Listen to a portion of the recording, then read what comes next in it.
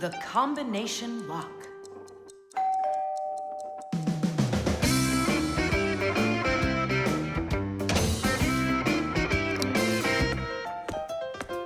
Ah! He's home!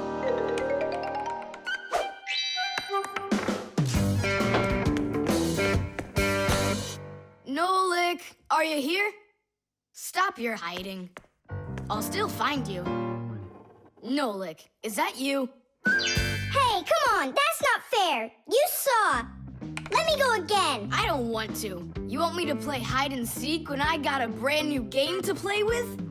Where is it? I don't see it anywhere in the room. I took it to school with me For what reason? to show it off.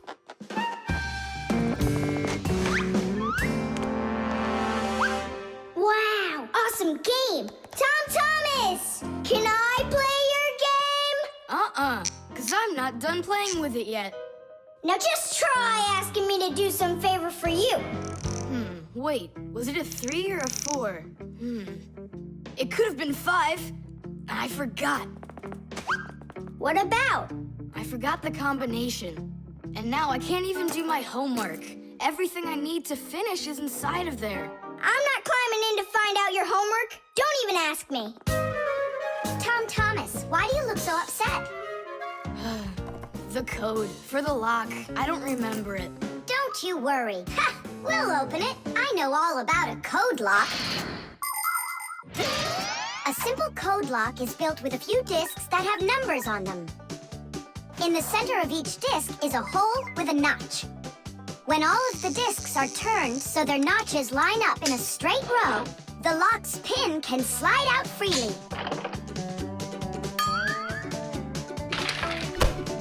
And to get the notches to line up, just turn the discs to the lock's code and the lock will open. It's that simple. It looks like we gotta take a look inside the lock. Ah, I see. Nolik, where are you? There's work to do. I won't do it. I'm not gonna help such a greedy boy. Nolik, won't you help me out here? And I won't be so greedy anymore. All right, you broke me down. Only as soon as we're done, you're gonna let me play with the game. Right. There's no room in here. Hang in there. We'll start turning the discs one at a time, and you yell stop when they're lined up. Stop! Turn the next one now. Stop! Stop! Now try. Yes! Alley-oop. Titties! Hooray! And your code was really simple. Way too simple. The secret numbers and letters that you use to lock something up are called the code or the password. And to make sure your password's a really good one, here are some things you should know. Never choose a password that's really simple for someone else to guess. Like one with numbers or letters that are all the same or are all in order. It's also a bad idea to make a password out of your birth date or name. It's better to think of a password that's a bit more complicated. And don't forget your password once you come up with it. Write down your password on a piece of paper and keep it in a safe place, but don't show it to anybody else. And then, if you happen to forget your code or password, you'll be able to remember it with the help of that piece of paper.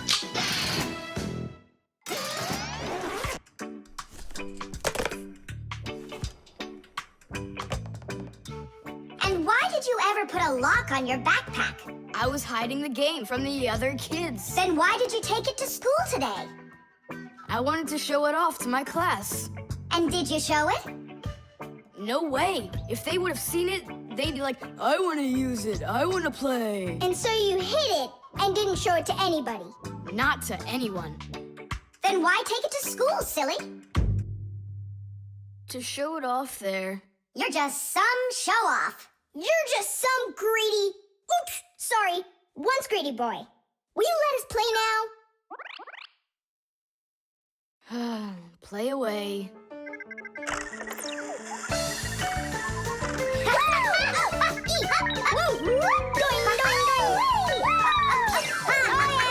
We're not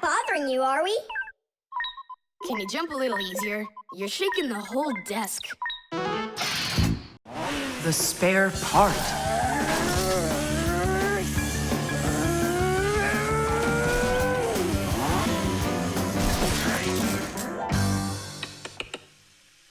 Hey, what's going on? It was just working. Hi there, Tom Thomas. Simka Nolik. Look, I've got a Sorry, problem. no time to play. We're busy. Busy? With what? We got put in charge here for the day. We even get to use one of the pack-a-mats. Papoose and Marcia went out to visit our Fixie friends. Papoose used to be with them at the Space Center years ago. Ever since he was a boy, Papoose dreamed of going into space. And why not? Fixies work on rockets, too. He even got a job at the Astronaut Training Center. He was put in charge of the centrifuge, and he made sure it worked perfectly. The centrifuge is a sort of very fast carousel for training astronauts. And Papoose trained inside of it, too. Unfortunately, Papoose never knew the rocket was scheduled to fly on his day off. And when he found out, it was too late, and the rocket blasted off without him. Since then, Papoose hates his days off. But he still longs to fix something like that centrifuge. You know, something turning around like a washing machine. Too bad for Papoose that the one in his house seems to keep working perfectly fine. So that means today you fix everything? Uh-huh. Well then, it's your lucky day, because my car just broke down. Hooray! We've got work to do. Nolik, let's go!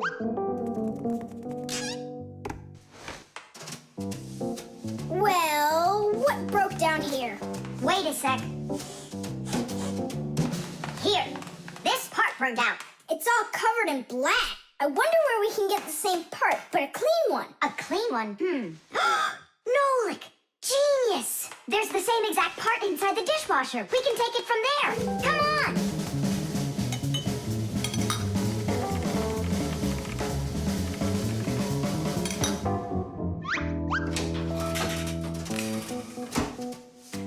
Do you have any idea how all these parts are connected to one another? With this thing right under you. It's a special part called a circuit board. A circuit board's made like this. First, the board gets covered with a thin layer of metal. Then, paths are laid onto the board where the electricity is going to flow. After that, all of the extra metal is washed off of it with a special cleaning liquid, leaving the metal paths that were drawn on the board. These paths work just like wires to connect the parts on the board to each other. And then all that's left to do is attach those parts to their places on the paths. Pull it! Tadish!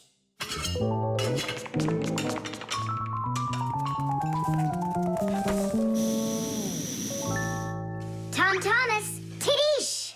Hooray! It works again. Tom Thomas, I'm about to start the dishwasher. Are there any dirty dishes in your room? Nah. Slow down! Slow what down? Slow down your mom. We took the new part out of the dishwasher, see? Mom, wait! Don't start it! You need to put in this one, dirty cup. Nolik, follow me. Inside the TV's the same part.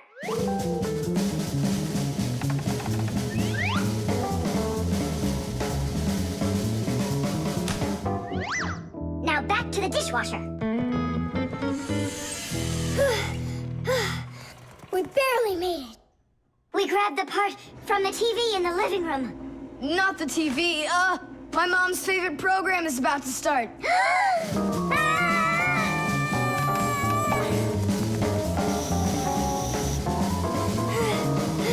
The television is working now. And where'd you get the part for it? From your dad's computer in his office. Hi, everybody. I'm home. Hi, hon. Are you ready for dinner? In a bit. I've got to finish a little work on the computer. Simka, hurry! Where else can we find that part? Stop. That's enough running. Here, take it back from the car.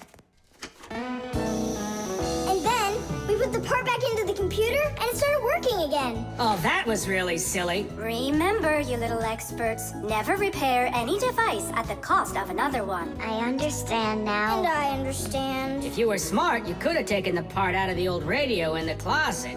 Papoose, but you know the radio wouldn't work then. That old thing hasn't been working for years. Marcia and I have pulled out half those parts already. The thermometer. I can't believe the new thermometer isn't working. Tom Thomas, stay in bed. And I'll try and look for that old Mercury thermometer. Hey, did you get sick? That's one way of saying it. I don't know how I'm gonna pass that math test today. You're not ready, so you don't want to go to school. Well, yeah. So if you pull a sickie, then you can trick your mom. No, that's not true. I'm just pretending a little bit. You think so? Well, you won't trick the thermometer. Simka, what's a mercury thermometer? Mercury is a type of liquid metal that's silver in color. There's no mercury inside of new thermometers. Now they're electronic. Old thermometers were made with a glass tube with markings and a bit of mercury inside them. When the end of the tube warms up, the mercury inside of it expands and creeps up the tube. And that's how those old thermometers measure temperature. The longer the column of mercury, the higher the person's temperature is. That means I need to warm up the end of the thermometer. Thomas, you're a genius. But how will you warm it up? Finally, I found it. Well, let's see. Mom, can I eat something? Hang in there, sweetie. I'll make you something.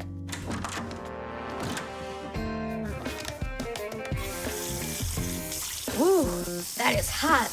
Now there's just no way I won't have the temperature. Hey, what are you doing in here? Well, how high did you get it? 108 is what it's showing. Oh no! With the temperature that high, they'll send you straight to the hospital, and you don't need that. You'd better shake that thermometer. Yeah, that's what I'll do. That'll get the temperature down a little.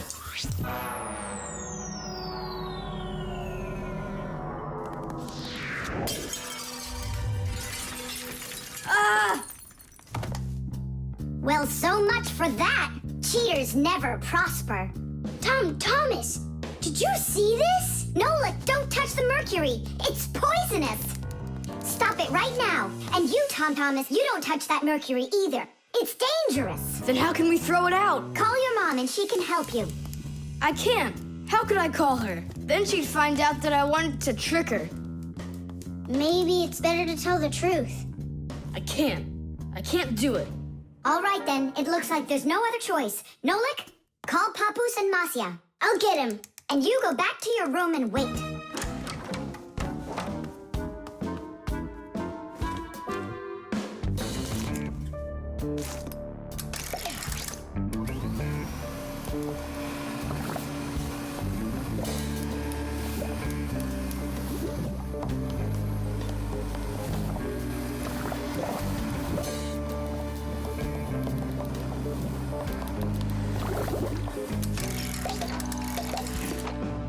Looks like this whole job is done.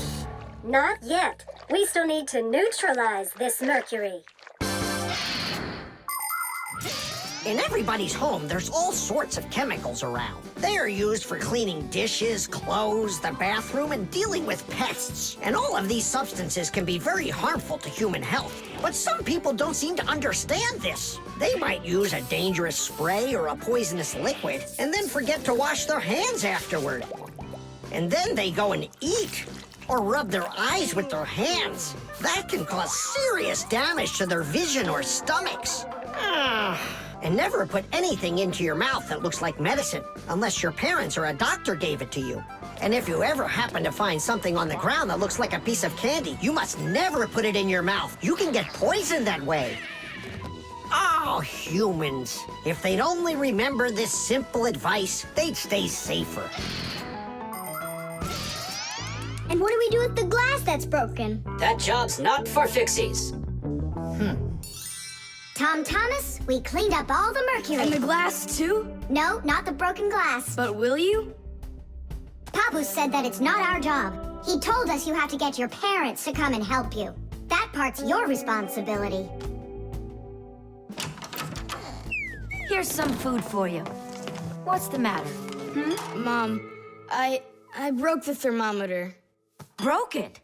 Did you cut yourself? No, The mercury, did you touch it? I didn't. Simka, you think he'll tell her the truth?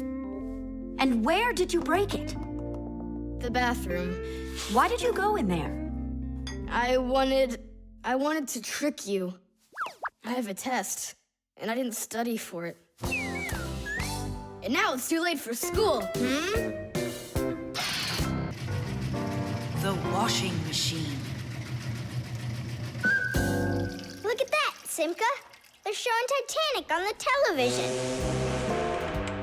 Hey, Nolik, that's not a television. That's a machine for washing laundry. No way. Yeah, it's just a plain old washing machine, Nolik, don't you know? Tell me about it. You're such a great explainer. Inside of a washing machine is a big drum. People put their dirty laundry in there and add a special kind of soap called detergent. When they turn the washing machine on, the drum fills with water, and then the motor starts to spin the drum. That makes the laundry rub together, forcing the soapy water in and the dirt out to make your clothes clean. After that, all that's left is to get out the water by spinning the drum really fast and sending the water down the drain. Oh, thanks a lot, Simka. I always wondered, why would you want to put laundry inside a television? Are you joking with me? Uh-huh. Oh, I'll show you a funny joke. Get over here. Shh, it's Tom Thomas's mother. She's got headphones on. We're safe. She doesn't hear anything except the music.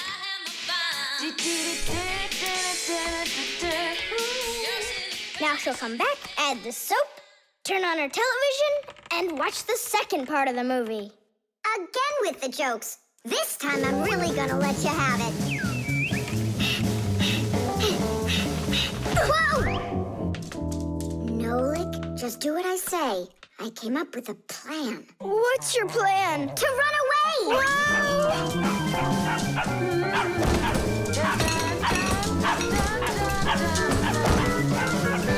Who's here?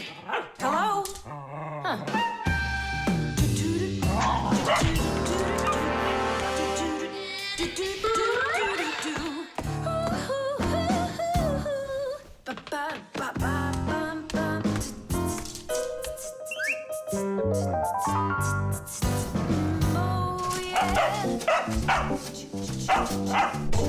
Oh, yeah. There are a lot of things to keep in mind with a washing machine to use it right. For example, do you know what can happen if you wash red and white shirts together? Well, the white one might just turn pink. No, it's not because it's embarrassed, but because some of the color from the red shirt happened to get onto the white one. Another important thing to remember is to empty your pockets before you wash your clothes. Things like keys, nails, and chewing gum might not only ruin your clothes, but they can destroy the washer, too. And this isn't only about little stuff. Big things like music players and mobile phones have managed to find their way into the washing machine. Oh, sure, these things look nice and clean after a good washing, but they certainly don't seem to want to work anymore. And never, ever put a pet inside of a washing machine. That's just no place for a living thing.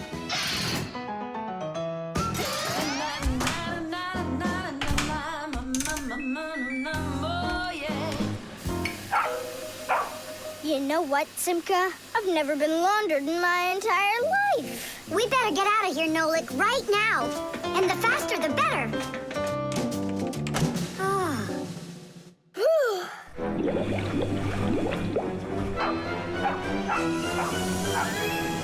Come on, let's get going. And what about Chusaka? What about Chusaka? Let her get washed up a little in there. Maybe it'll make her nicer. But she could drown, the poor thing.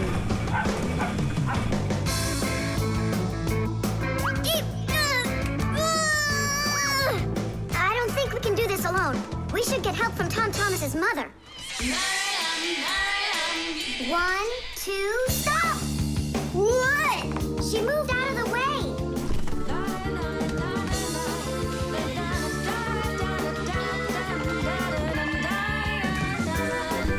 And 3. Pull it! Huh? What is that? Oh my goodness!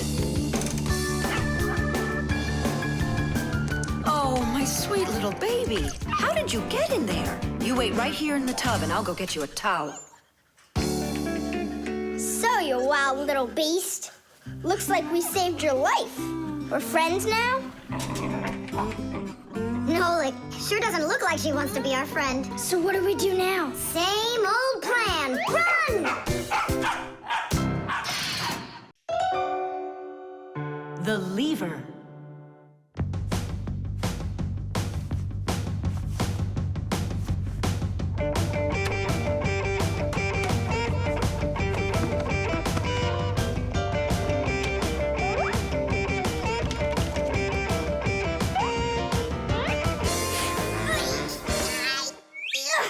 It's a new weightlifting record!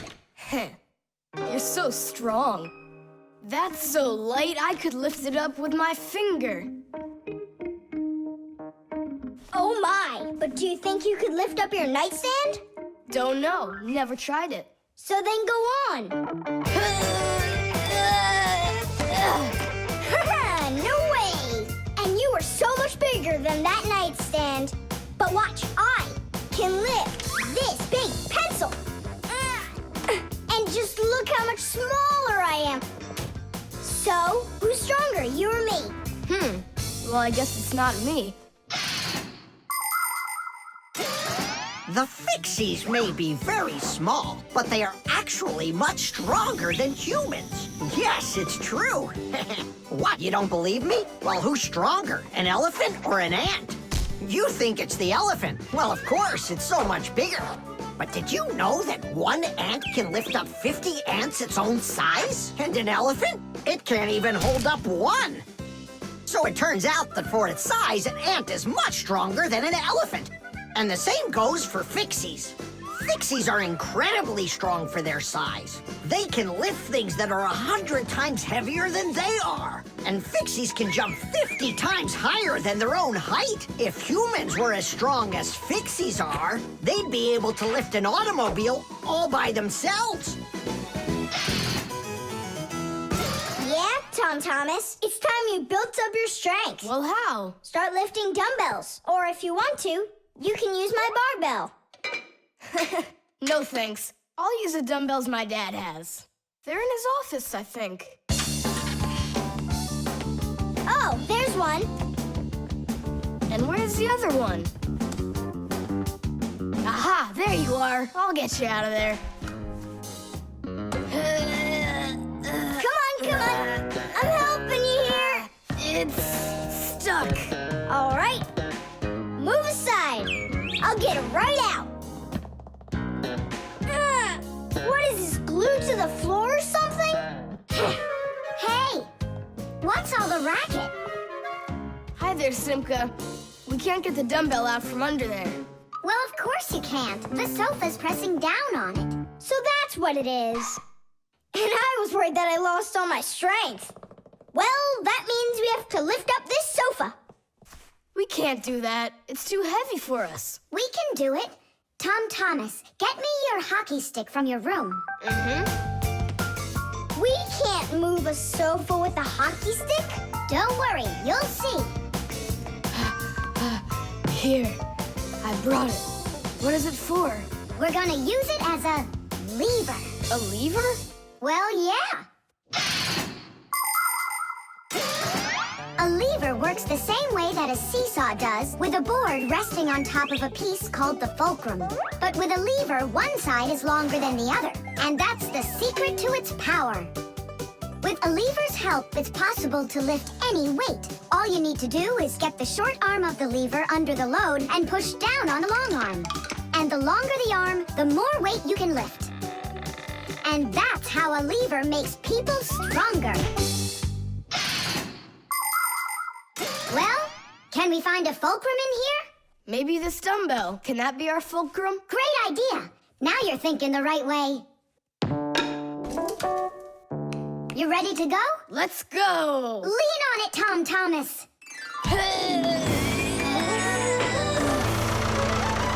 Yay! It's working! Tadoosh! I'm so strong, did you see? Now watch how I lift Dad's heavy weights for you. Look, I can do it. It's just like I told you. You'd be better off training with my weights.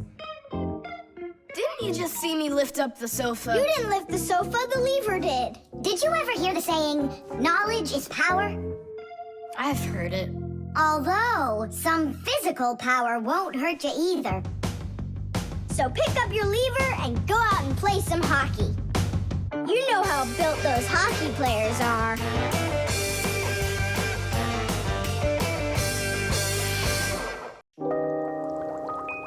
The toothbrush.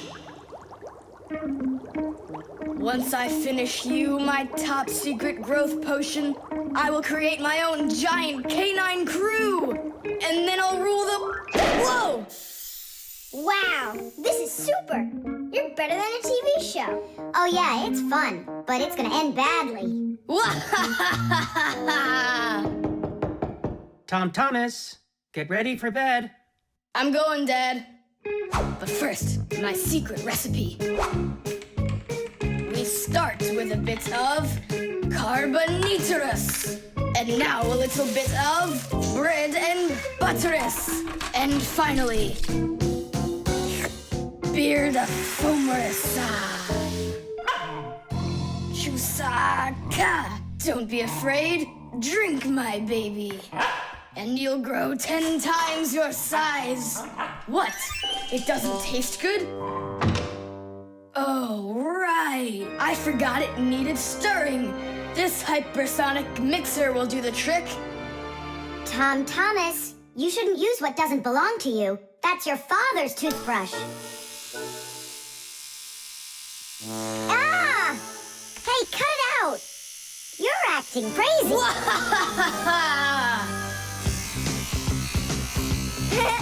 Bubbles! Hey, boom, boom, boom!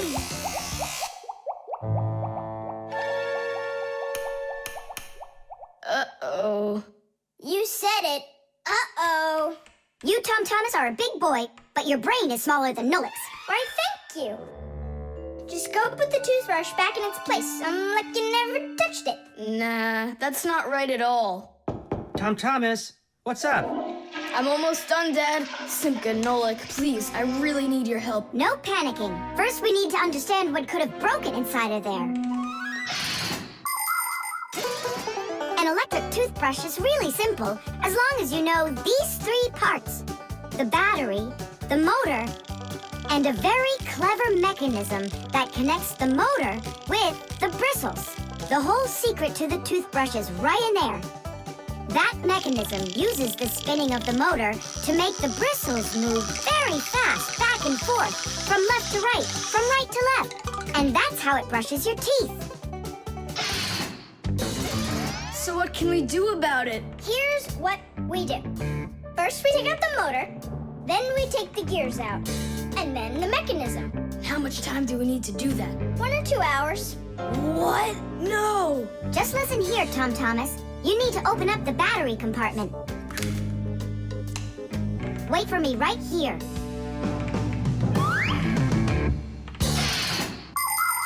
These are your teeth. Well, I mean, they're not your teeth, but you get what I'm saying. Nowadays, we use a toothbrush to clean our teeth, but it wasn't always that way.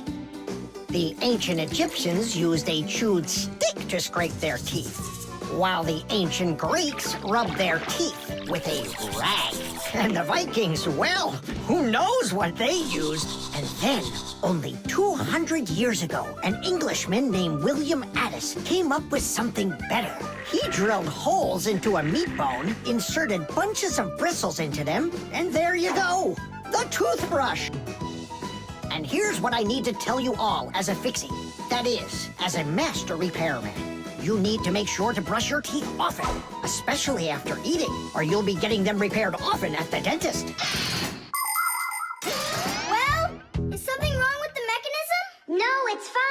Is the motor burned out? No! Then what's wrong with it? You're not gonna believe it. But the battery died. That's all? I know what to do. I'll put in new ones.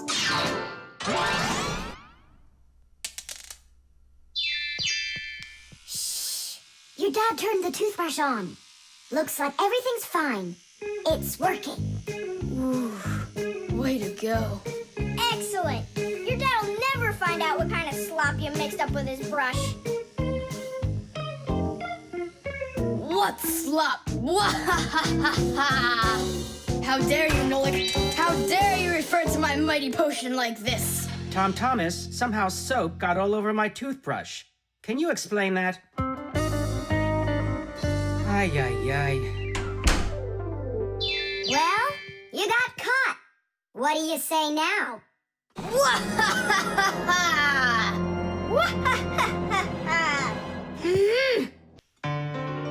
aquarium.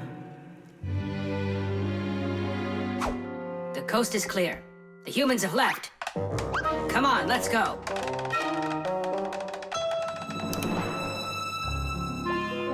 Marcia, why are the fish looking so tired? 'Cause they're not getting enough air in there. The water in the aquarium is dirty and it needs air, but the filter isn't working. The filter? Yes, that device over there. These fish need our help, and if we don't do something right now, they could die. Right. First, I'll fix that light, while you and Marcia go over there and see what is wrong with the filter. But I want to go and look at the filter too. You're too small for this. Oh, whoa, whoa, whoa. And you're a giant. I mean, you're like 6 feet tall, huh? That's enough arguing. Nolik, let's go.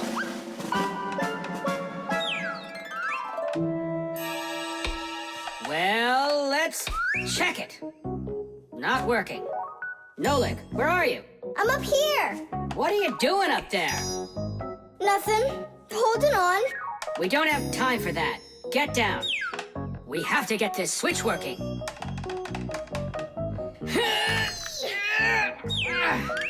Marcia, what's the matter with the filter? Well, probably something's caught inside and it's stopping the motor from turning. A filter is used to keep the aquarium water clean. A motor in the filter turns the paddles and pumps water through a fine net or a sponge. The dirt in the water gets trapped in there, and the cleaned water is put back into the aquarium. Many filters not only clean the water, but also add air to it, so there will be more oxygen in the water. You see, even though fish live their lives in water, they need oxygen just like all of us.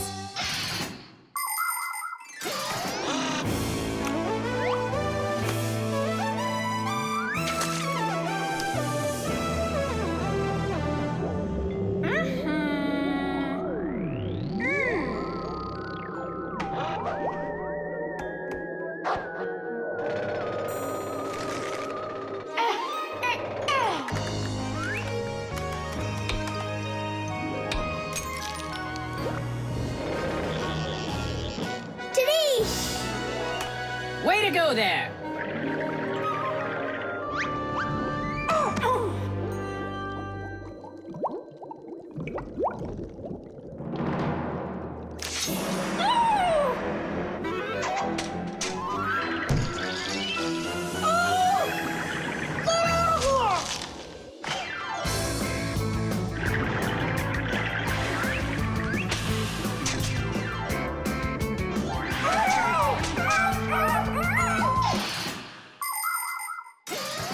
There are lots of ways for people to breathe underwater. As an experiment, try putting an empty glass upside down in water, and you'll see that some of the air stays in there.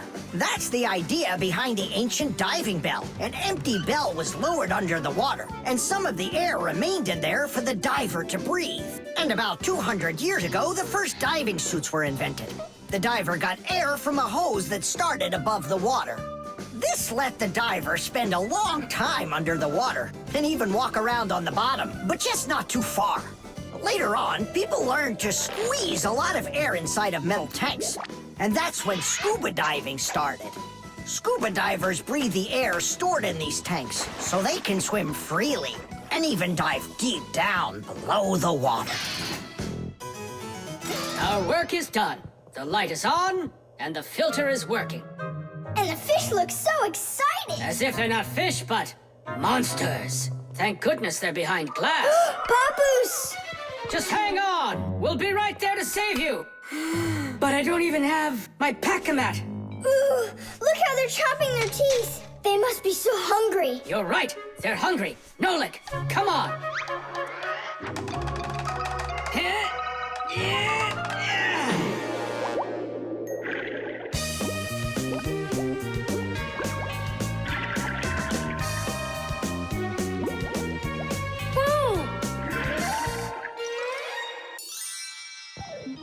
I can't believe those fish. They're so ungrateful. We went ahead and fixed their filter, and all they wanted to do was gobble us up. And I'm the one who saved you from them. I was the one watching what was going on.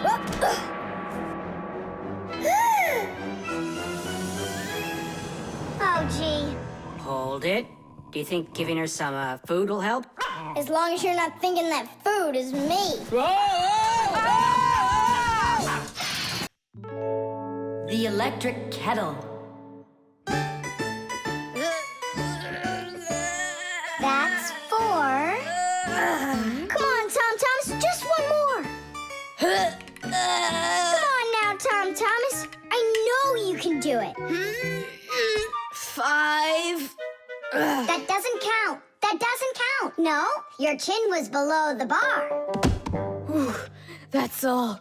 I can't do anymore. You weakling. You're the weakling. I'm not. I just haven't eaten in a while, and that's why I lost my strength. You're a slave to food, Tom. And you see, that's the difference between us Fixies and you humans. Many people wrongly assume that the only way Fixies could live is by stealing food off of humans' tables. Or worse yet, by stealing it from their refrigerators. That's just a lie. It's not true at all. Fixies don't eat any kind of human food. So then where in the world do the Fixies get their energy, you're wondering? It's very simple. A Fixie's entire life is connected with devices. Fixies not only live inside of devices, but they take care of them and help them live longer. And in return for their help, these devices share part of their energy with the Fixies. So there you go. The Fixies help devices, and devices help the Fixies. Yes, we Fixies and machines have a symbiotic relationship. So we don't eat leftovers like cockroaches, because we're Fixies. 1, 2, 3, load! How's it possible that a big boy like you doesn't know how to make any food for himself? I'm able to cook, but I'm not allowed to turn on the stove. What can you make without it? Oh, yes. We have instant oatmeal. Look. Do you like oatmeal? You're joking. Only my folks say oats are healthy and make you stronger. Great. Well, then how do you cook it? It's not hard. All you gotta do is add hot water, and I'm allowed to turn on the kettle. Stop and check if there's water in there. If there's none, you can burn out the kettle. It's got enough. Then you can turn it on. Hey, tell me, how does the kettle turn off? I mean, how does it know when the water's hot enough? Inside of an electric kettle, there's a heater hidden underneath its bottom. When you turn on the kettle, the heater warms up the water until it boils. And the boiling water gives off steam that heats up a special metal plate at the top of the kettle. The heat causes the metal plate to bend, and that turns off the switch. So you could say that an electric kettle feels when the water's boiling.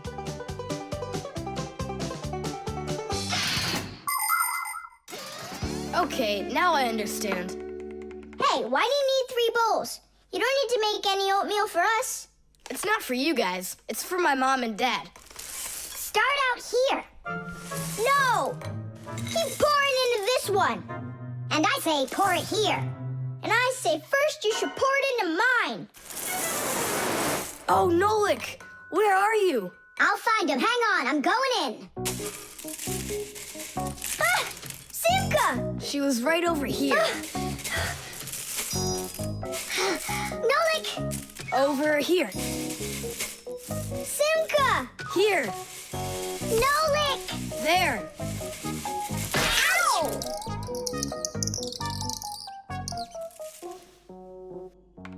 Hey, where is your other boot? It got lost. Up there in the oatmeal. That must be your parents. Let's get out of here. Hey, and what about your shoe? Don't worry, I got another one. Hi, Tom Thomas. We're back. You must be hungry. We'll make you something to eat. But I already prepared us some food. And the water's already hot. Wash your hands. Tom Thomas, don't touch that kettle if it's hot. I don't want you to burn yourself. Yum,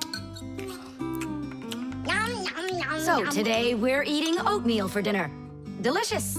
Maybe you have something else? Why something else? You're the ones that say that oatmeal's great for you and that it makes us stronger. Well, yeah, that's what we say. I'm glad that our son pays such careful attention.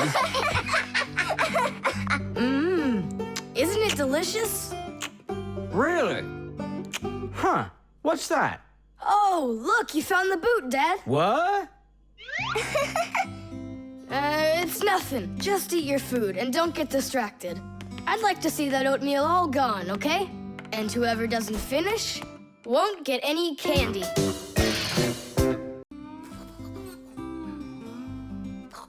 The remote. Hey, Simka, the button got stuck on the remote. How can we get it back out of there? Look and learn, Nolik. Please help. Oh, come on, come on, come on, come on, come on. Oh, oh, oh. Should I let it go now? Oops.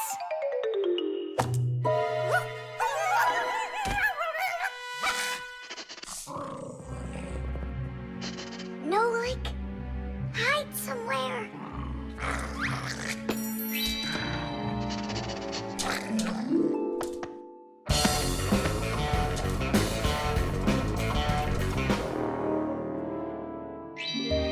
Nolik, she stole the remote. Nolik? Where are you hiding? Nolik! Hello there, Fixies. Hey, where are you? Hey, Tom Thomas, you got here just in time. Chusaka ran off with the TV remote. And so what? I can turn it on without it.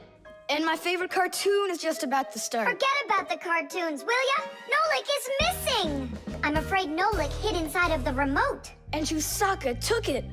Oh no, Nolik's in big time trouble. Tom Thomas, there must be something you can do. Chusaka, Chusaka, come here. Where is that dog hiding? I'm gonna go look in the other rooms. Simka, Tom Thomas, here I am. I'm over here. For now, I'll wait here. Chusaka's not out there. Where are you? Hey, Simka. I ran to get a pack-a-mat. What are you gonna do with it? I'm gonna search for the infrared ray that comes out of the remote. That's so great. But what is it? I'll explain it to you. Inside of most remote controls, there's a special type of light bulb called a light-emitting diode, or LED for short. When we press a button, the LED sends an invisible infrared ray. And in the TV, there is a receiver for these invisible rays. The TV understands the command that comes from the remote control and carries it out, like changing the channel or the volume.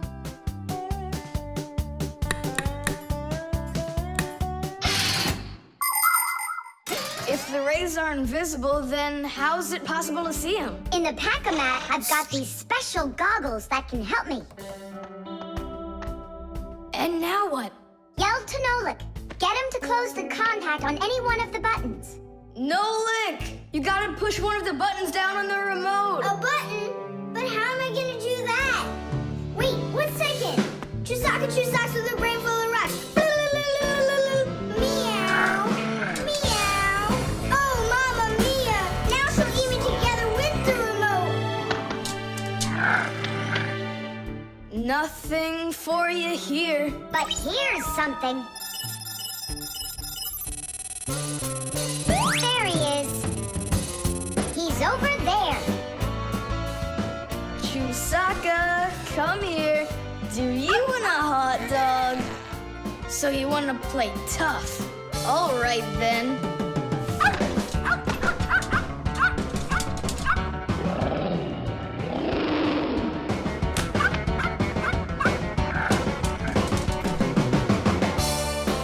Hooray! You're in one piece. How did you find me? By looking out for the remote's rays. It's just a shame it's impossible for me to see them. What are you saying? You can. If you want to see infrared rays, all you have to do is look through a digital camera. Try it for yourself. Turn on the camera on a mobile telephone. Now go ahead and press any button on the remote control and point the camera toward the front of it. You'll see a bright dot on the screen of the camera. That's the light-emitting diode working. It's letting off a special light that can't be seen by the naked eye. It's also possible to point the remote control at a mirror. And then through the camera, you can see how the light-emitting diode turns itself on. So what that means is that invisible rays bounce off of a mirror in the same way that regular light does. So you can control the TV by bouncing the light from a remote control off of a mirror. You don't believe me? Then go ahead and try it yourself. By the way, if your toys weren't all stuffed under the bed, we would have found the remote without the goggles. Don't worry about it. When the cartoons are over, I'll put them away. So, you done watching? Time to clean up.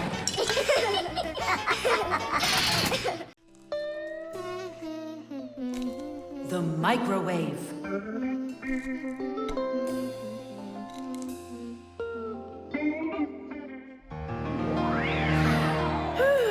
Okay, children, for today's lesson, we're going to learn about the microwave oven. It's a very special appliance that people use to heat all sorts of different foods up. Oh, wow. Is there any chance that we could get heated up here? You'll find out about that too, if you'll pay attention, of course. Whoa! Got it? Now listen carefully. I'm listening. Of course, young Fixies go to school just like human kids, but their parents teach them a lot of important lessons, too. Fixie parents take their kids on tours of all sorts of different devices and teach them what Fixies can do to keep them working properly. They like to show them how the computers or televisions or gaming systems work, or any one of the many appliances they take care of inside of the kitchen, like the stove.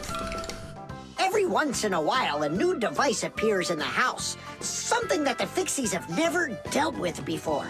To learn how this new thing works, the Fixies gather together and read the instructions that the humans keep printing up, but almost never seem to take the time to read for themselves. And so now it's time to look at the magnetron. That's what emits the microwaves. Oh, and so the food absorbs the microwaves, and that's what heats it up. That's right. And now, look carefully to your left. Hooray! Freedom! Oh, Tom Thomas. What do you say? Want to watch cartoons? I can't. I need to do my homework. Then just do it quickly.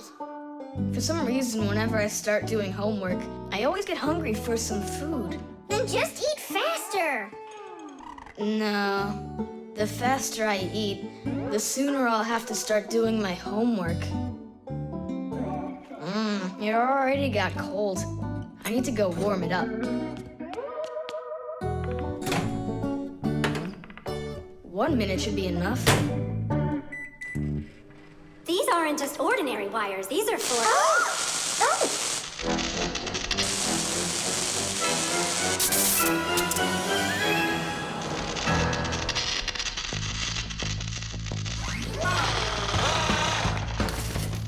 Marcia, what's going on? It looks like it might be an overload. The microwave might burn out. Then we better run out of here. What do you mean, run? We need to save this microwave.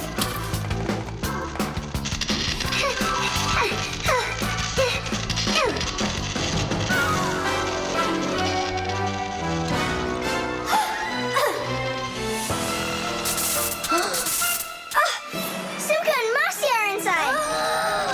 Simka, I need your help.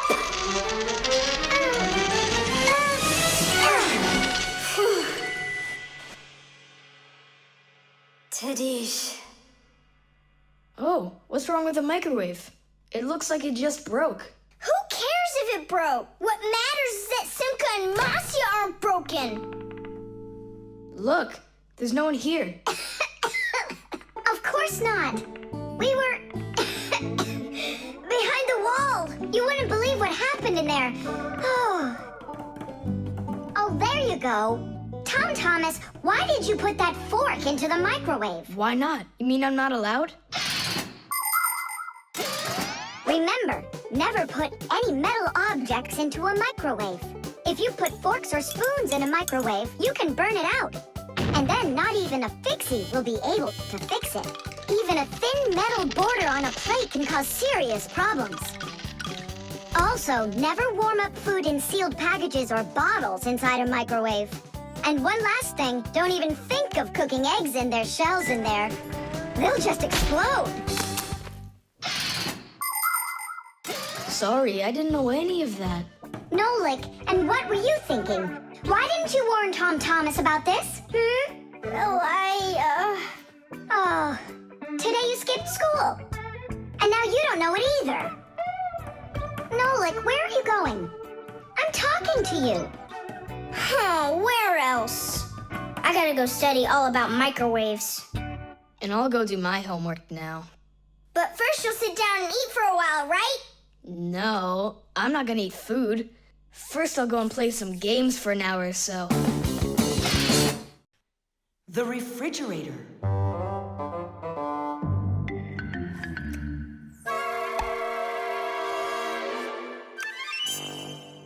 Good job. My homework is all done.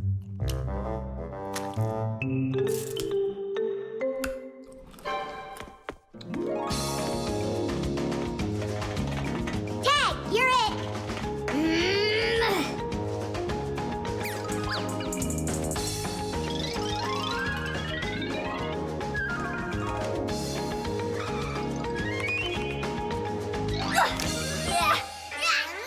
Haha, Tag, now you're it. Simka, I'm stuck. Help me.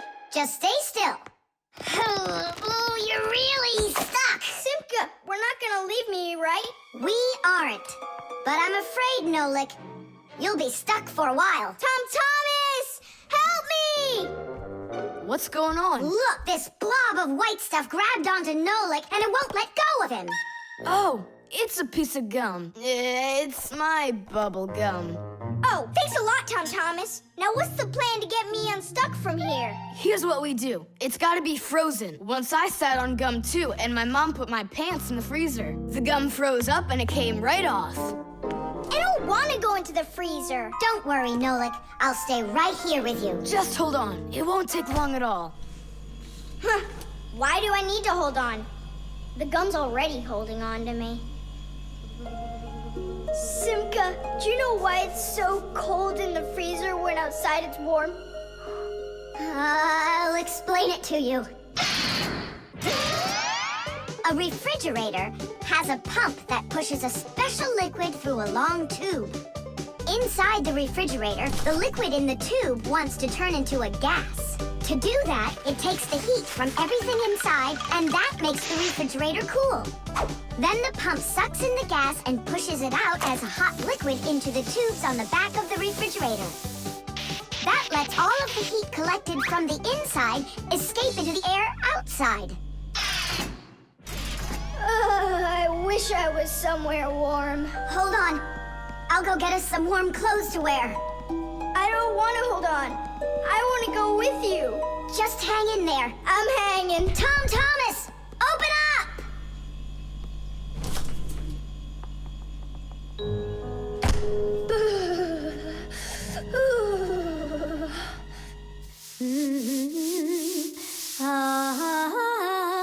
Masya, do we have any warm clothing to wear? Why in the world do you need it? I just do. Well, I need to know what is happening.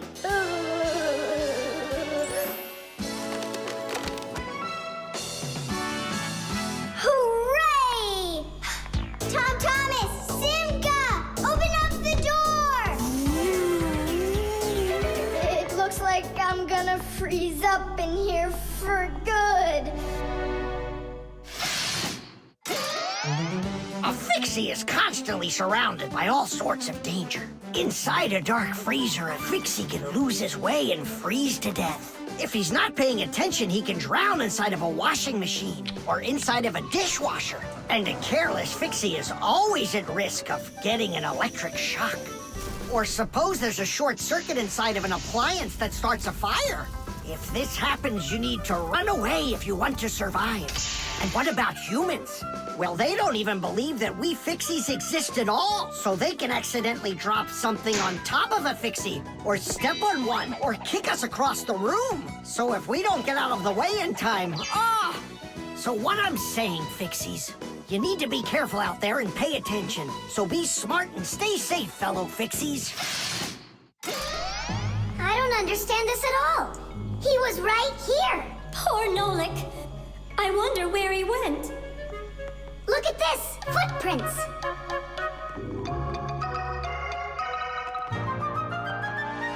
Nolik, you're alive.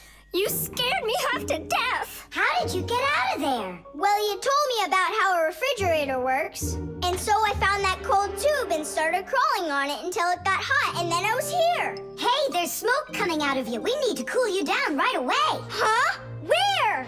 I don't want to go into the refrigerator. Stop! I was joking.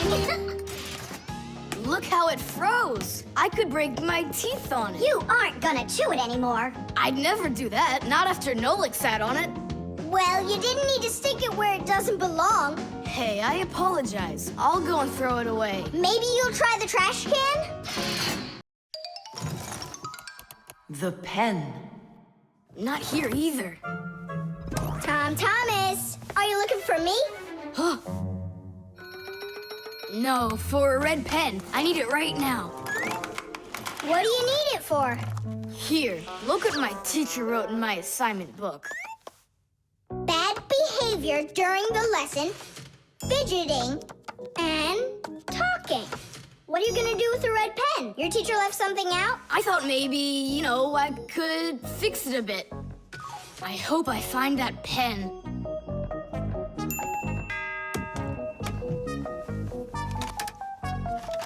Oh, whoop. Oh, whoop. Oh. Oh, wow. Good catch.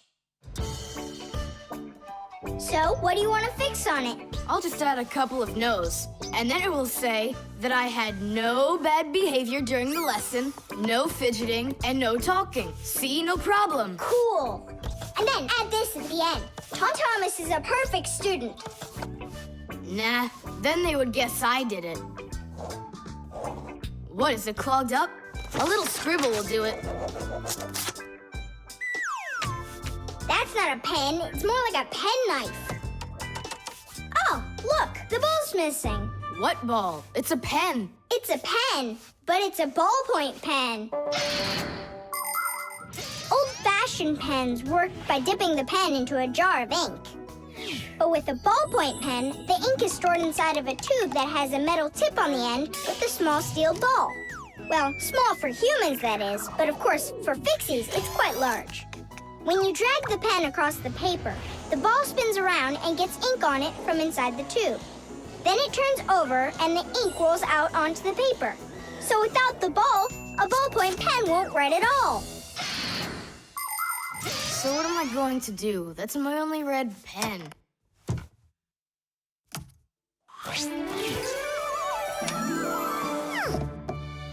Hi, everybody. Why do you look so sad?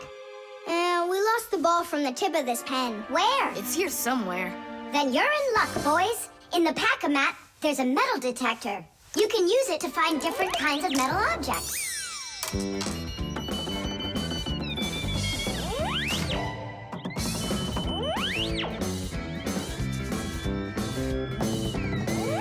Nah, that's not it. I can see that myself. It's not on the table, Nolik. Until not that long ago, humans used pens that had to be dipped over and over again into an inkwell. This was quite inconvenient. And so to make writing easier, the fountain pen was invented. A fountain pen could be filled up with ink, so it could write for a much longer time. But fountain pens would often leak, leaving blots of ink on the paper. This problem was solved with the invention of the ballpoint pen. Ballpoint pens are simple, handy, and reliable, except that you can't write with them on a wall or upside down for a long time. That's because the ball uses up the ink on it, and the ink can't flow up to the tip.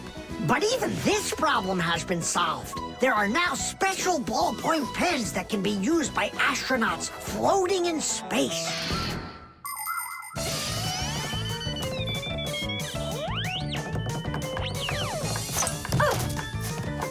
Is this the one? You're right. That's it. Don't you just see how awesome my metal detector is? Is that what you're calling me now?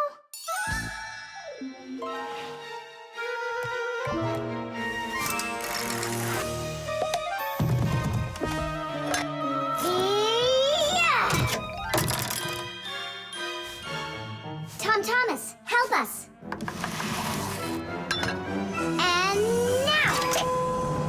Tidish! Cool. By the way, what do you need the red pen for? Well, Tom Thomas and I need to fix something in his assignment book. What? If I knew that, I wouldn't have helped you out. So no fidgeting and no talking. And your teacher, she writes in your assignment book when you behave well? Uh-huh. Whenever we behave well, she writes a note in our books right away. Ah, Did you see, Simka? How Tom Thomas managed to outsmart everybody? Since I see nothing else here from your teacher, does that mean you behaved badly the other days? Uh-huh. What? Well, Did you see, Nolik? How Tom Thomas just managed to outsmart himself? The fan. pass him on the left. Step on it. Now pass him on the right. Look out for the wall. Hit the brakes. Why didn't you hit the brakes? He was just too scared. What do you mean too scared? Something got into my eyes. Those were your hands. My turn. Let me show you how it's really done.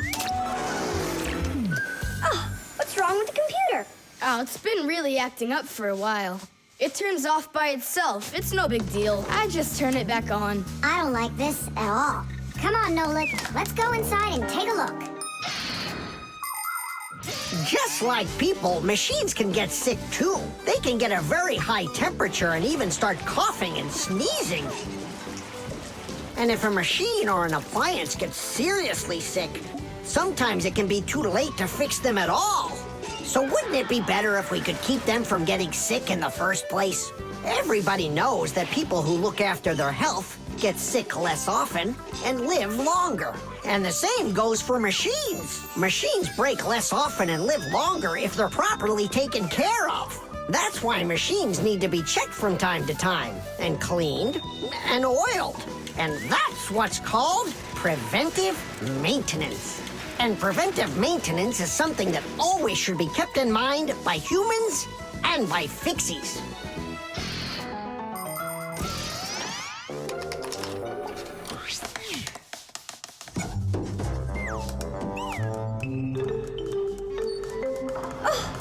What is that?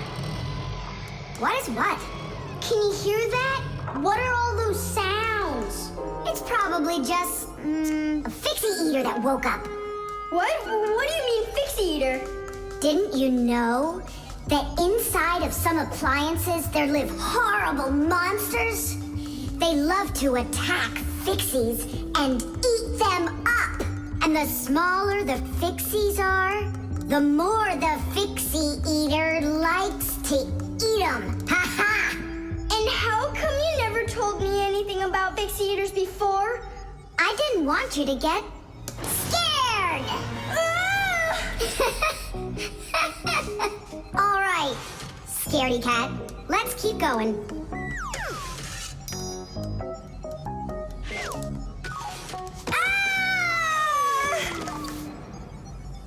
Simka, where are you?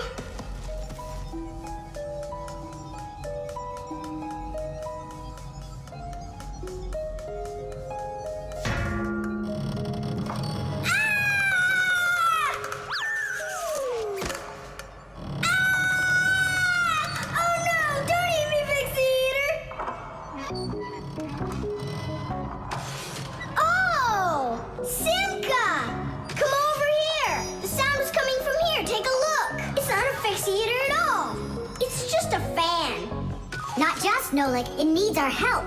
See how sick that fan is? Let's go and get it working, right now. A computer can only run when all of its parts are working.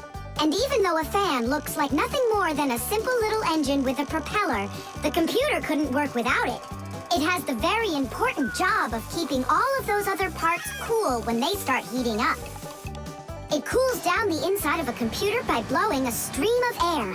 But if the fan gets dirty and starts working poorly, the computer might get overheated and turn off. Or it can simply break. You have to turn off your computer. How come? I'll tell you later.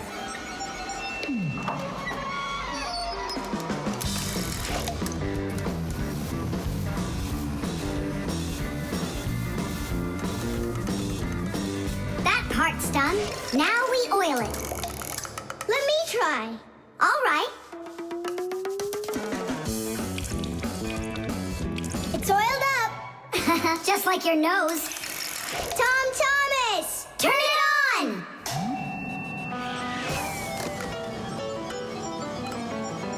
Tiddish! And then suddenly, I hear this terrible roar of a Fixiator. But I wasn't scared one little bit. And I just ran right into the battle. And Simka? Oh, she was hiding somewhere. You know, she's a girl, and they're all cowards. So I had to fight the monster all by myself. Ah! Oh, I guess that was an example of how girls hide like cowards when they're too scared. Well, yeah.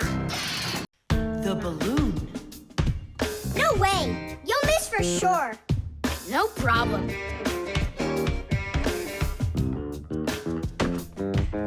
Huh.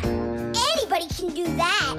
But I bet you can't do it if you tried bouncing the ball off the floor first. Just look. Oh, what are my parents gonna do to me? Maybe we should call Simka. Simka! And what's Simka gonna do to us when she sees this? So, got yourself in trouble, huh? You shouldn't be playing with a ball inside. And now we have your lamp to fix. But how? Only my dad can reach all the way up there. Why just your dad? You have a hot air balloon over there. That doesn't fly. It's just a toy, see? Well, it might be just a toy to you, but for us Fixies, it's absolutely real. If an object is lighter than water, it floats up to the surface. And in the same way, if something is lighter than air, it floats upward. Did you know that hot air is lighter than cold air? Well, it is. And that means if you warm up the air in a balloon, it will float up. Hot air balloons use special gas burners to heat up the air inside of them so they will get lighter. And the bigger the balloon, the more people it can take up into the air. I know what you're saying, but where do we get a burner? You think Fixies don't have their own burners? Huh! Sure we've got them. Bring it down here, and I'll go talk to our parents. No, no, and no. The human child must never see us. Listen now, Simka. We already don't approve of him seeing you and Nolik. He won't look. Papas, please. You're the one who told us how you dreamed of flying since you trained to go into space. Yeah. For 2 years I waited on standby, but I never went up. And you've never flown in a hot air balloon either, honey. So let's call it a deal. I talked them into it. There's just one condition. You can't watch. Okay. You can come in now.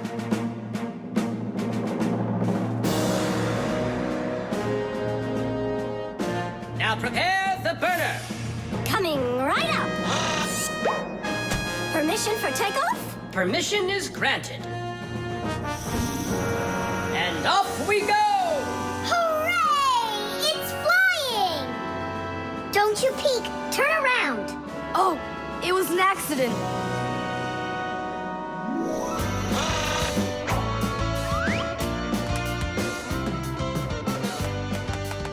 I'm going to evaluate the damage. Maintaining proper altitude.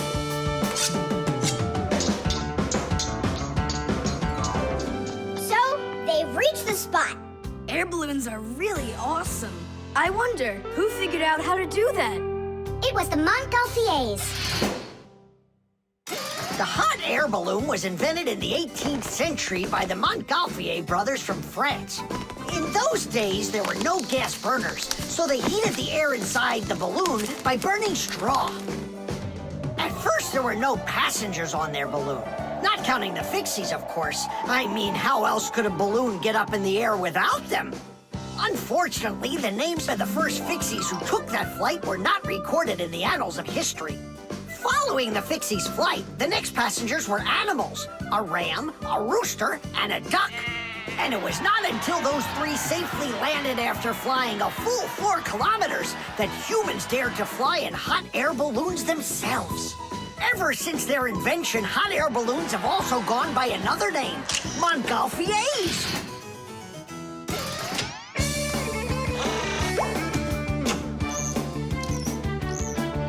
Hooray! Tadish! Didish!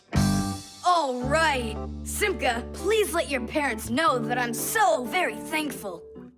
Okay, by the way, now you can turn around.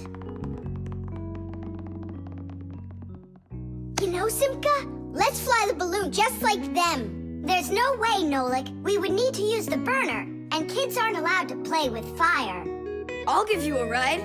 Look, I still need to put it back up on the shelf, so climb in and let's do it.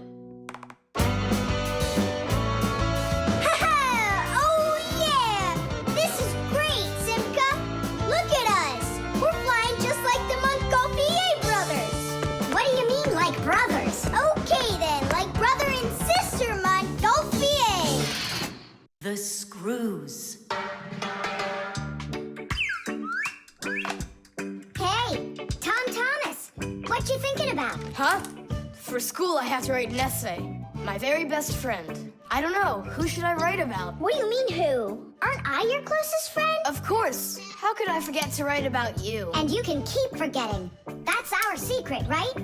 Don't you remember the promise you made when we met? Sure, how could I forget?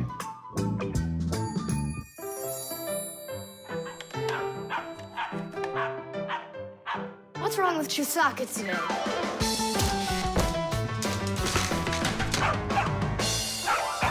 Chusaka, why are these screws bothering you so badly?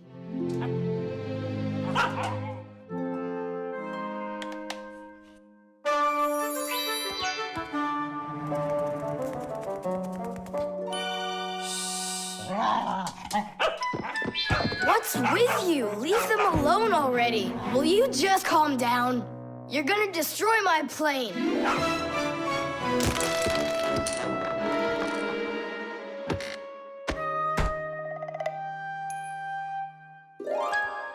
Let's get out of here.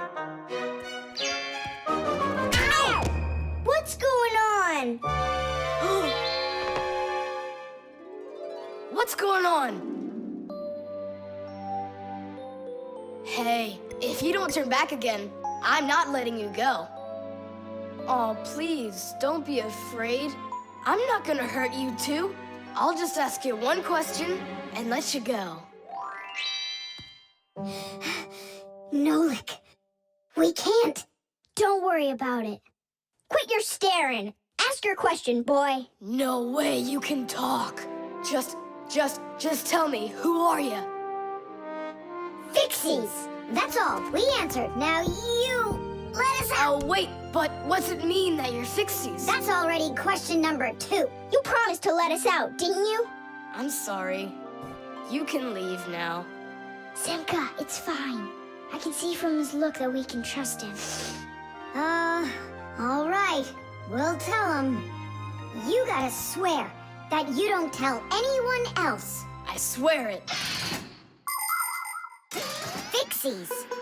We're the little people that live inside of machines and appliances and take care of them, fixing them, cleaning them, and oiling them. Humans never suspect us. They think that if something breaks and then suddenly starts working again, that it happened all by itself.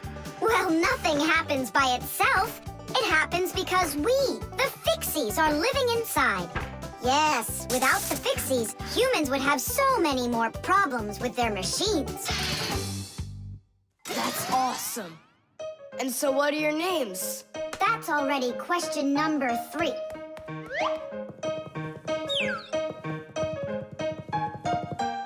can call me Nolik, and her name is Simka. And my name's Tom Thomas. Will you come back over? Oh, well. I was this close to becoming the first kid in the whole world who made friends with the Fixies. I thought you guys would never come back over. And we didn't plan on coming back. But then we thought it'd be really great to be the only Fixies in the whole world, who are friends with the only kid in the whole world, who is friends with the Fixies. Ah! And who has told no one about us. The Fixies do everything they can do to hide from humans. They are afraid that if humans discovered Fixies, they would hunt them down and capture them and start keeping them in cages, just like pets. And worse than that, they would take them into their laboratories and start examining them under microscopes, even conducting scientific experiments on them. Or suppose that humans thought we'd do all their work for them, and so they decided that they didn't have to take care of their appliances any longer. Well then, let me tell you this. If humans decided that they didn't have to clean or fix their own appliances, then not even the Fixies will be able to stop them from breaking no matter what they do. That's why the Fixies are very smart to hide from humans. Okay, then, I'll write about someone else. I have the very best friend ever. Period. When something's broken, he repairs it. He's the one and only the one and only Nolan. The stapler. Tom Thomas gets the ball. He makes an incredible move. He's wide open.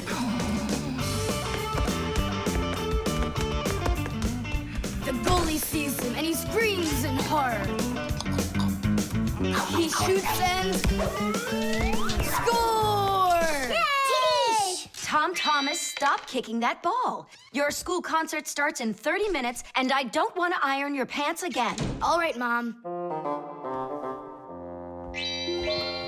Just one more time, huh? No, I'm sorry. Mom said I have to quit kicking the ball. But Mom said nothing about dribbling the ball. Go, you can do it. You can do it. Yeah!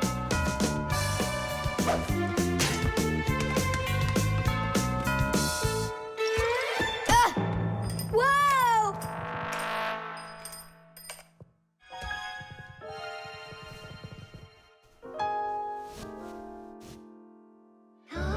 Tom Thomas, your pants! This can't be! These are my special concert pants! Ugh. Yeah, how will you go now? Well, your mom does have enough time to sew them. I'm scared to even tell her about it. She said that I had to stop playing. Hey, I've got it! Here! You think we should fix the rip in his pants with a stapler? Yeah, isn't it a good idea? I gotta try it out. You do. Like this? Stop! Why? What's wrong? My nose itches. That's all. Let's go. You're right, Nolik. It works. That is super! Yeah, the stapler's really great.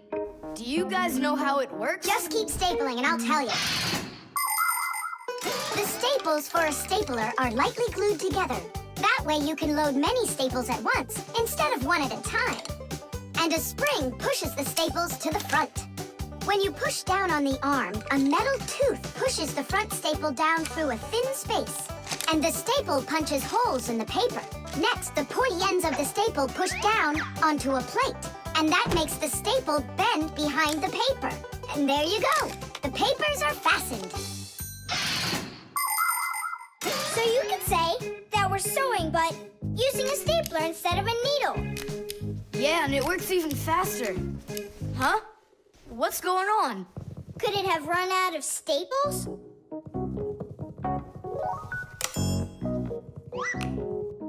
There's still a lot more staples, but one of them got jammed here in the slot.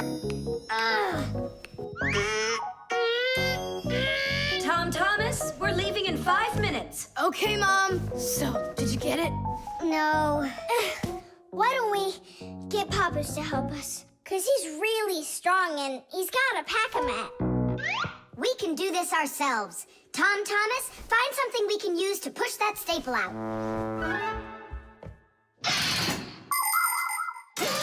The stapler is not a very new invention. It's been said that the French king, King Louis XV, had a stapler made out of gold and precious gems.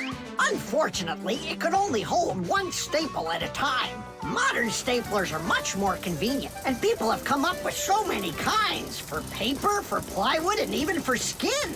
Yes, surgeons often use them during operations. Then there's the staple gun that's used to upholster furniture. And its older brother, the nail gun, can even be used to hold together the walls of a building. And here's an invention almost as important as a stapler.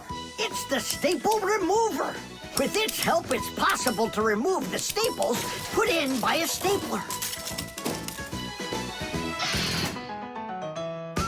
How about the screwdriver? That'll work. Look, the screwdriver fits perfectly into the slot. Ah, that's great. Now push that staple through, only keep your fingers out of the way, or you won't finish sewing. Tadish! It's still not Tadish. You haven't fixed your pants yet. That's it, they're done. Now we can say, Tadish! Tom Thomas, are you ready? Of course. My idea with the stapler was smart, wasn't it? And Tom Thomas's mother won't notice a thing. Will too. Just wait till she washes them. The keyboard. 5, 4, 3, 2, 1. Ready or not, here we come.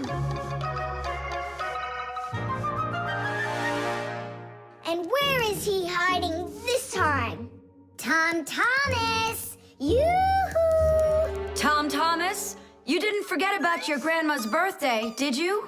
No! Oops, I did. We found you this time. Hey, that's not fair. It was my mom that found me, not you. And go and hide again. Not now. I have to draw a birthday card for... my grandmother. So, we need one clean sheet of paper. When's your grandma's birthday? Tomorrow. But your card won't get there on time. Oh, then what can I do? Come on and use your noggin. Pick up the phone and give her a ring. Your grandmother will be really happy to hear your voice. No, we've got a tradition. We send each other birthday cards. And what's the internet for? Why don't you send off an electronic card to her? Simka, that's genius. Oh, this one's cool. Now go ahead and type your message.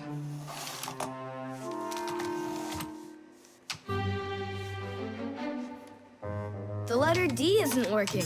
How can I write Dear Grandma without D? Just let her be a plain old grandma without the deer. But the letter G isn't working either. It looks like we could use a pack-a-mat here. A pack-a-mat? What for? To clean off the keyboard's contacts that got all dirty. What contacts? A key on a computer keyboard works pretty much the same way as a doorbell does. When we press on the button of a doorbell, the contacts inside touch, which lets the electricity flow that makes the bells ring. And when we press a letter on a computer keyboard, an electrical current runs from the keyboard to the computer, and that letter appears on the screen. But if there's dirt between the contacts that stops them from touching, then the current can't flow.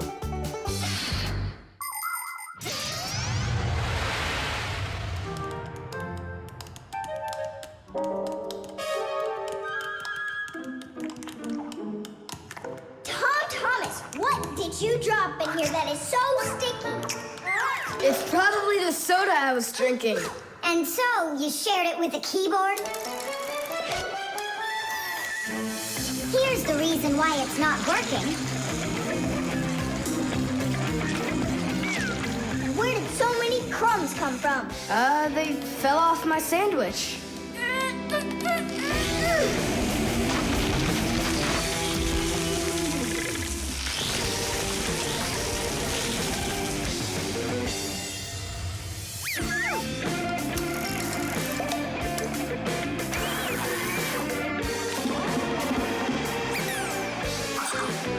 What in the world is this red stuff down here? That must be the sauce for my mushroom pizza. Oh, no, Lick. Well, now it looks like we're gonna be out picking mushrooms. The Fixies are always ready to help people out, but there are some people we really don't feel like helping. I remember when I was working as a Fixie back in one house. It was a disaster. One day, the owner spilled coffee on the remote for the TV.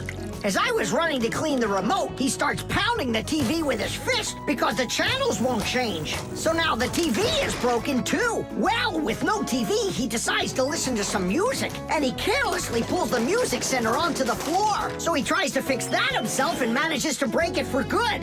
And then he sits down on top of his telephone and breaks that to bits. Meanwhile, I'm still busy trying to clean the coffee off of the remote. There wasn't a minute of rest with this guy around. In the end, I couldn't take it any longer. So I got out of there, and now I'm here, teaching kids. Tom Thomas, why are you eating food at your computer? Yeah, they don't feed you in the kitchen or something? Now I know it. It's not allowed. You said it. Now write your message. And write the address on there, too. Uh-huh. Mom, do you know what the email address for Grandma is? Grandma doesn't have an email address. So what? We went ahead and fixed that keyboard for nothing? I still need it. Am I Grandma? I'll give her a ring on the phone. You said you had a tradition of writing each other cards. And what? Grandma will be happy to hear my voice. That's some original idea, huh? The electric train. Woo, woo, woo, woo.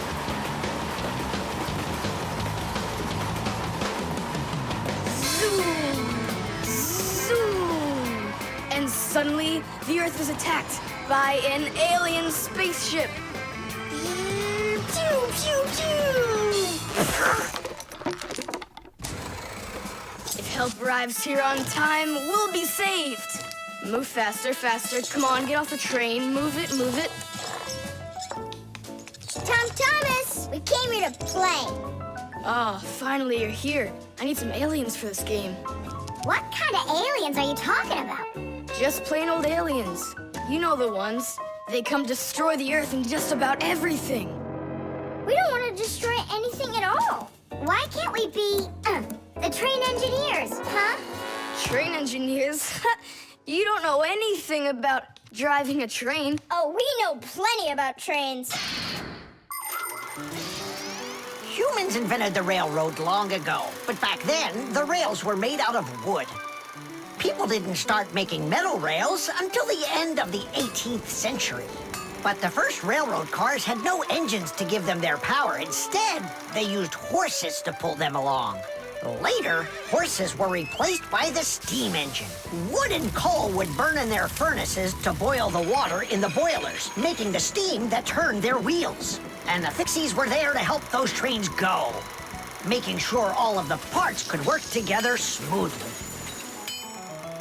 But now steam engines have long gone away. The railroad uses electricity now for its power. These electric trains race along the railway at almost the speed of an airplane. So you might know trains, but you'll still be the aliens. This railroad is mine. So you're gonna play the way I want. The train is unloaded and leaving the station. Woo! You can play choo-choo by yourself. And I will. Pew, pew, pew, pew, pew.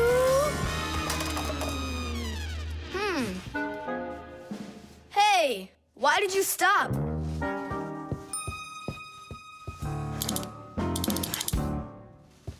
This doesn't help either. It's not going at all. Simka! Nolik! Where are you? Did I hurt your feelings or something? Mom, is Dad gonna be home soon? No, is something the matter? We've been attacked by evil aliens. The train has to be fixed right away, or we'll never escape them. You want some tea? I've got to think of something. Simka, Nolik, I know you're in there. Please forgive me if I hurt your feelings. I'm really sorry. There's nobody but you that can save the world from the evil aliens. All right, you talked us back into it. Well, let's go and check the rails. Nolik, follow me. I'm faster. Whoa! Well, so much for being faster. It looks like I found the brake. Tom Thomas, the rails are broken. I know, and so? You know, but that's why your train's not running. Just like a real train, model trains run on electricity. But there aren't any batteries inside the locomotive to pull the other cars. The engine gets its electricity from the rails. Each piece of the rail has a wire in it. If the rails come apart, the electricity can't flow through the track and get to the train. And without electricity, the train's engine just stops going. So reconnect the rails and your train will run again.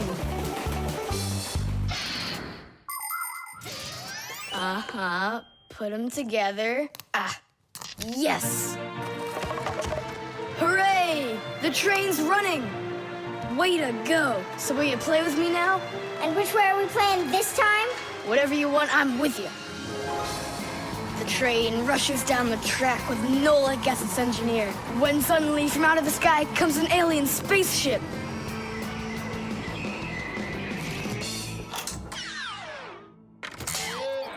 Greetings to you, O people of planet Earth. I come from far away, from another galaxy. Have you come to destroy everything? No, I've come to fix it all. Oh!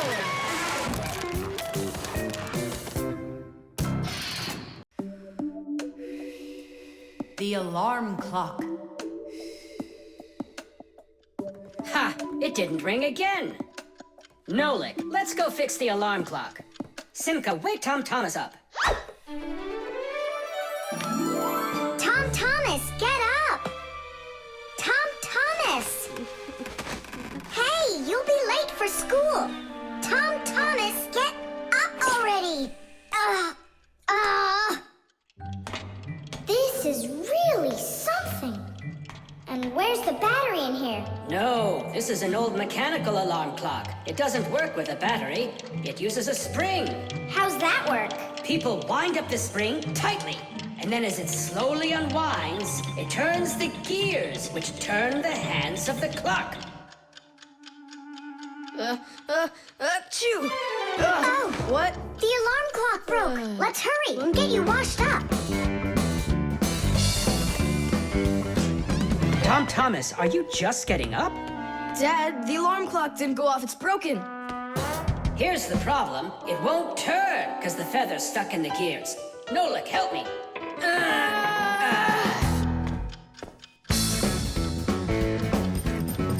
Papas! What's going on? It looks like it's an earthquake. Huh, it really is broken. About time to throw out this old piece of junk. Tom Thomas, I'm off to work. Don't be late for school. I won't. Where are we?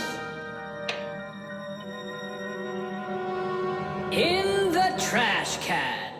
And what's gonna happen to us? Well, you see, Nolik. People throw out broken things without a second thought. Even appliances that can still be fixed end up in the trash all the time. And the trash is taken to a horrible, deadly place called the dump. If a Fixie happens to be inside a broken appliance, he will come face to face with great danger.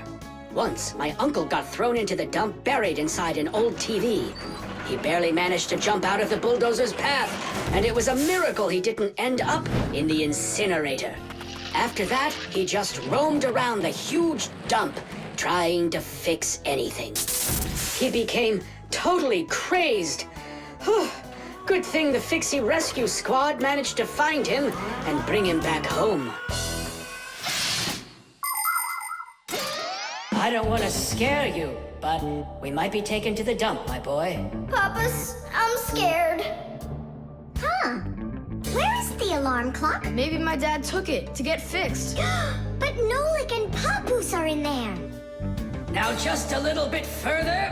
I don't want to go to the dump. No tears. There's only one way out of here. We need to fix the clock and make it ring. But how? Inside the clock, there is the main spring, and there's also a second spring. The second spring is held still by a brake, and so it waits. When the little hand reaches the time the alarm was set to go off, the spring jumps off the brake, and the gears are free to start turning. That makes a little hammer beat the cup of a bell very, very quickly. And that's how an alarm clock rings. So this feather is stopping the gears and not letting the hammer strike the bell. Exactly. I'll start rocking the gear back and forth, and you tug it. And 1, and 2, and 3. Tadish!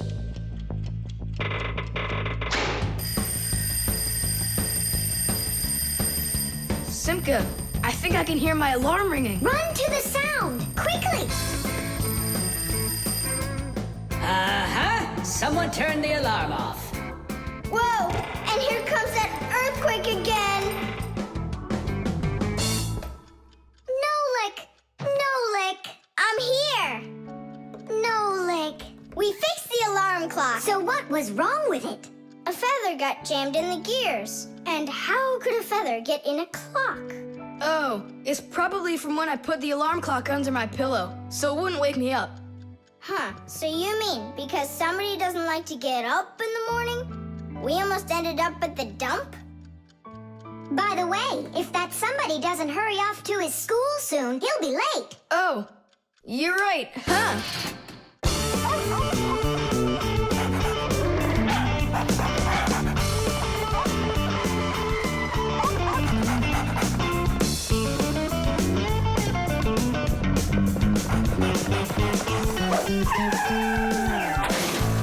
Chusaka!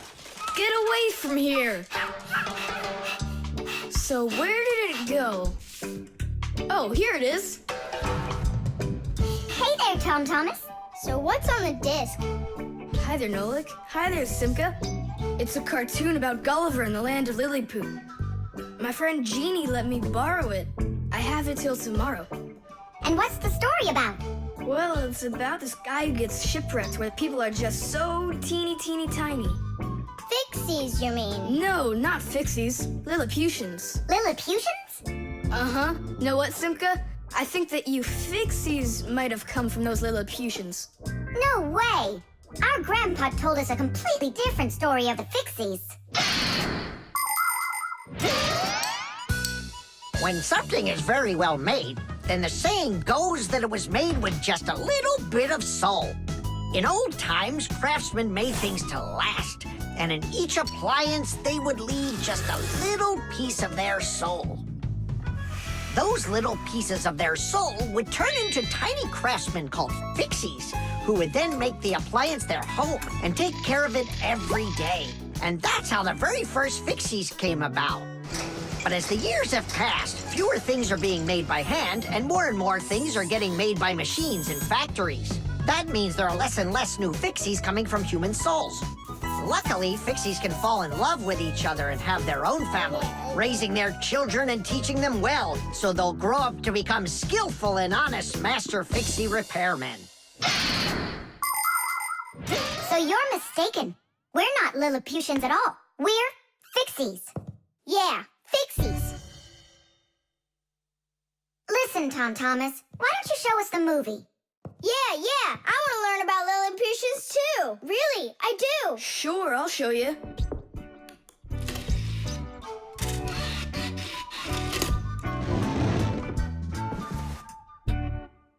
Oh no, what's going on? I broke it. I can't give her back a disc that's messed up. Don't panic. We'll take a look at it. Come lay it down over here.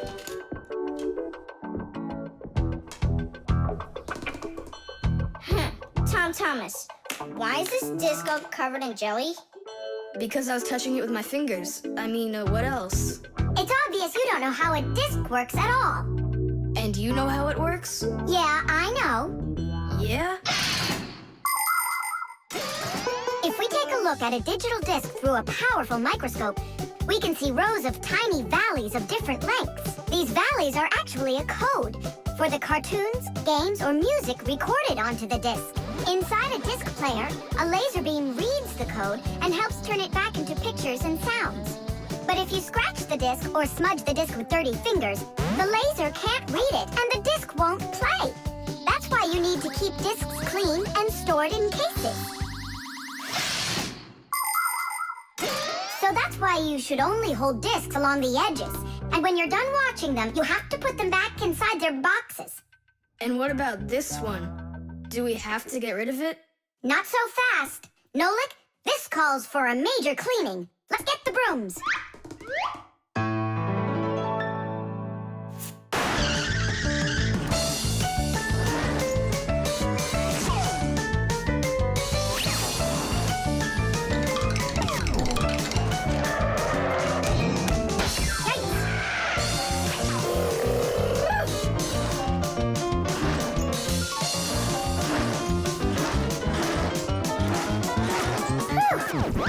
Okay, Tom Thomas, check the disc. There you go. Now you're holding it right. Hooray! The disc works fine. Hooray! Now we can watch the movie about the Lilliputians. Hey, Gulliver, why are you sitting there? You've seen this movie already. I know in what? What? Look at that pile of discs. Where do you need to put them? Huh. In their boxes. The drain. Hey,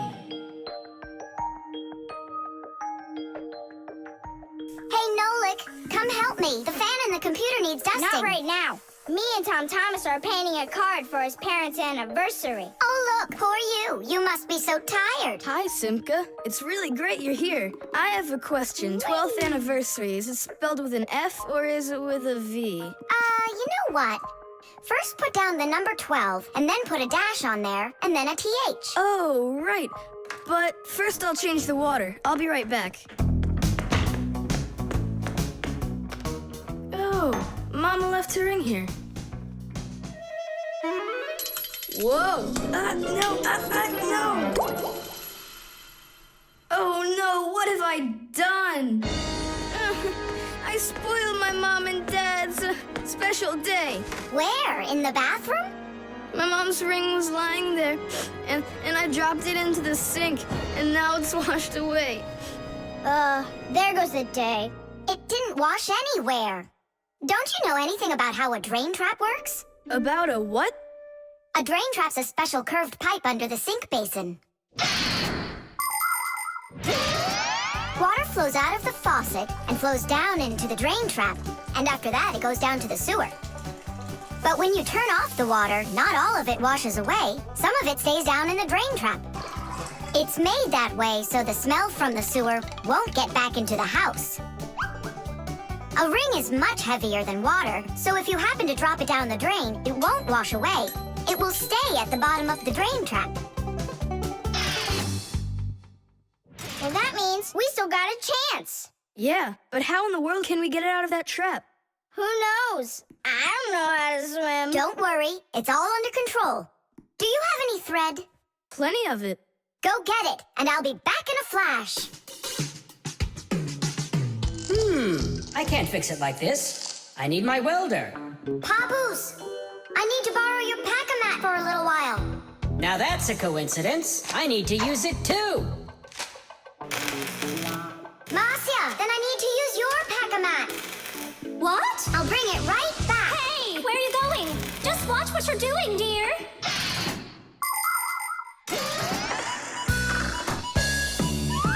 Just like the name says, Fixies live to help machines and appliances. But machines are very big and Fixies are very small, so they can't get by without tools. Long ago, Fixies worked with just about anything they could find. Little feathers, threads, pins, but now they have backpacks called pack-a-mats. Inside a pack-a-mat are all sorts of tools. Just push the button and the pack-a-mat spins around quickly, shooting out a hook or a magnet or even a parachute. Every adult Fixie has their own pack-a-mat. But before children can get them, they have to go to school and study hard and then pass an exam before they have the rights of a full-fledged Fixie. And it's only after all of that that young Fixies get their own pack-a-mats. And what? You're going down there with just that on? Not just like this. Yeah, like that. Huh? She was just saying, when I tug on the thread, you need to pull me up. I got it. He just said, I got it. I don't need to repeat what he said. She said she doesn't need me to repeat what you say.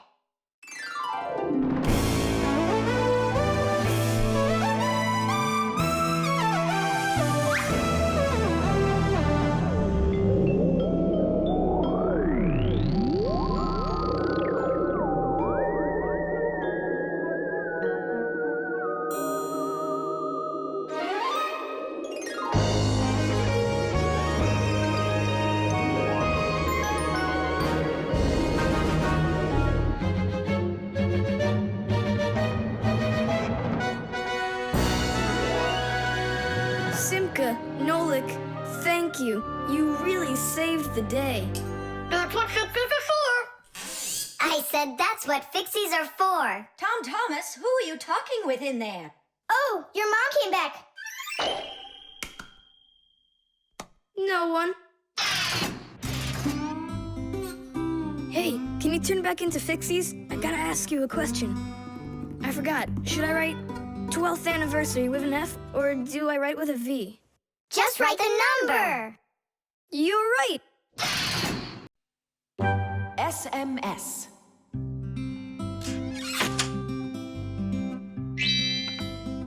Hey. All clear. Oh, take a look. A mobile phone. You think they bought Tom Thomas a new one? Oh, wow. Nolik, stop. Awesome. Turn around. Oh! Tom Thomas, help us, please. We're trying to save your telephone. That's not mine. Oh, Katya left it behind. Katya! Katya! She's gone. It's too late. Oh, an SMS just came in. You won't read it, will you? Of course not. But what if it's something important? Tom Thomas, don't you even dare go and read her letters. Uh-huh, pretty interesting. Looky, there's just a ton of these messages. Now, Nolik, you go and distract him from the telephone. Uh-huh.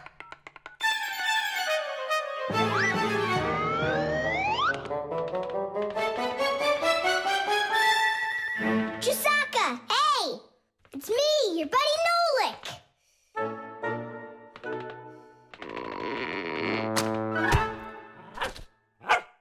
Hey there.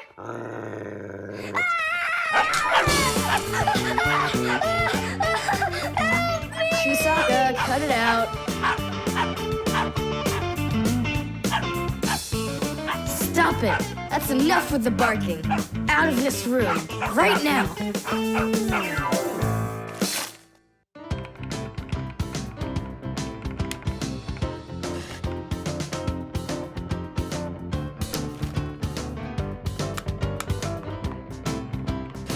Done. Well, power's off now. Huh. What's up? It stopped working all of a sudden. Oh, it looks like you've broken it. What? No way. You did too. Well, Tom Thomas, now you'll have to give Katya her phone back like this. I just don't get it. It happened because you were reading someone else's mail. It was just an SMS. An SMS is no different from a letter. It's only shorter. People send SMSs through their mobile phones. And that's why looking inside someone else's phone and reading their SMSs is just as rude as reading someone else's mail. And that's why when we Fixies work inside of a phone, we always put our headphones on when a call comes in, so we won't overhear people's private conversations by accident. It's just the polite thing to do. I promise I won't read anyone else's messages. But that's not gonna make the mobile work again. Now what? Tell him the truth? Don't you worry, Tom Thomas, because we turned the phone off. And now we'll turn it back on.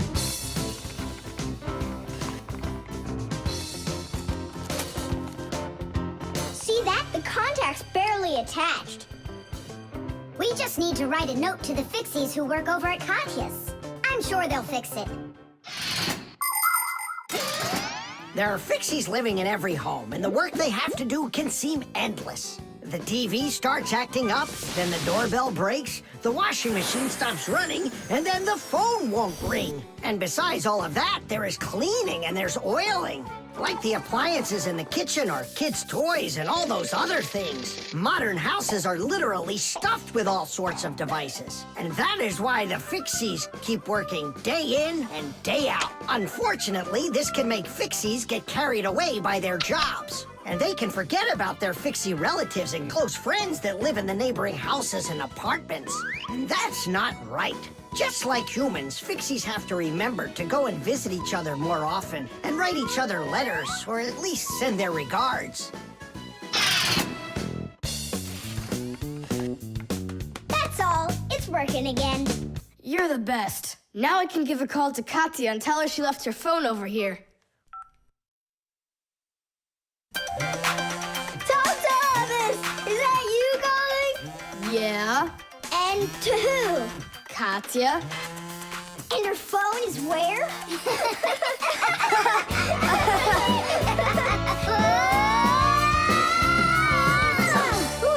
Tom Thomas, good catch. Boy, you're fast. Just like a... Like a Fixie.